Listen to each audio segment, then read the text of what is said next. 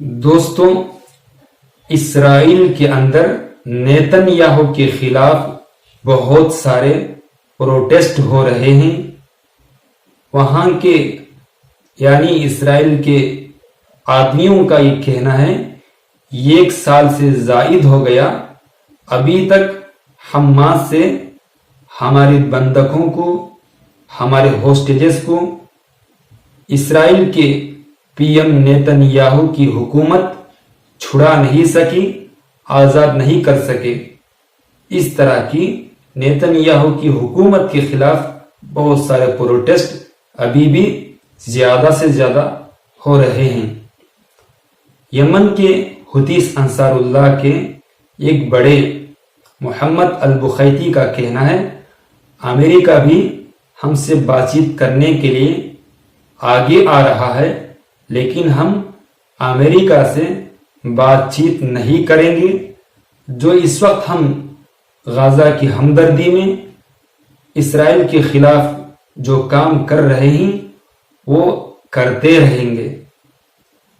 روس امریکہ کو کہا کہ آپ ایران سے دھمکی کے بجائے بات چیت کے ذریعے سے یہ مسئلہ حل ہو سکتا ہے۔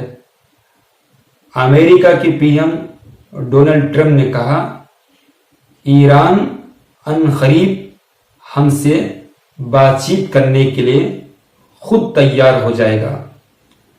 ایران کے پی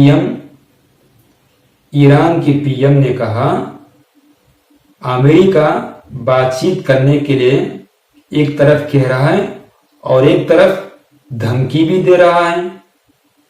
دھمکی دینے کی کیا وجہ ہے؟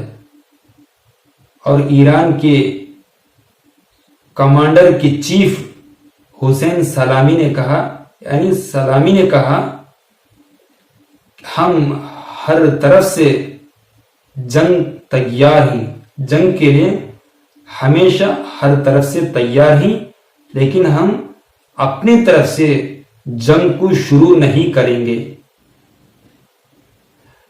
انڈیا کے پی ایم نریندر مودی اور بنگلہ دیش کے رہنما محمد یونس کا ملاقات تھائی لینڈ میں ہوا، بہت ساری بات چیت ہوئی۔ میڈیا رپورٹر کا یہ انداز ہے بنگلہ دیش کے پرانے پی ایم شیخ حسینہ اور بنگلہ دیش کے پبلک کے درمیان جو غلط فہمیاں ہیں، اس غلط فہمیوں کو کسی طرح سے ہٹایا جائے۔ دوستو، اگر آپ کو میرے اس نیوز بولنے کا انداز پسند آیا ہو تو ویڈیو کو لائک کر کے ہماری اس آسان نیوز چینل کو سبسکرائب کر کے جڑ سکتے ہیں۔